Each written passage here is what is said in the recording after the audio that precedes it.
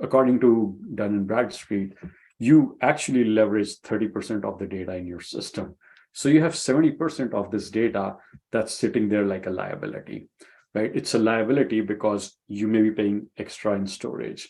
It is a liability because your reports are not that great. You've got data that is basically obsolete. You're making it harder for the sales guy because he's querying, he or she's searching something, and they're getting information that doesn't seem relevant. It can impact your backups, your costs of proliferation of this obsolete data everywhere. If you're applying AI, if you're doing analytics, all of that can get affected. Particularly when you think of Salesforce as a system of engagement, that data is not your friend. I like to think of it as the bad cholesterol that's just going to slow down your Salesforce, that's just going to reduce adoption, and overall not a great idea to have.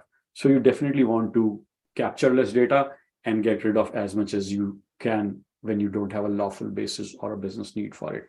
The second part of this is that this data itself has the virality of a pandemic, because when you bring it in production and as it gets replicated over, so instead of, let's say, 500 million records that I really need, I may have 1.2 billion records because I have 700 million obsolete records.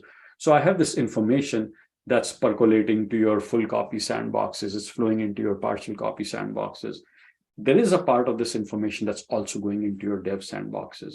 So across the board, you now have a larger footprint, a part of which is obsolete information. And the challenge with that is, God forbid, if an incident were to happen, you have to go and tell someone, why did their information get compromised when they're like 13-year ex-customer, right? They were your customer 13 years ago, but you just lost their data. You should not have had it in the first place.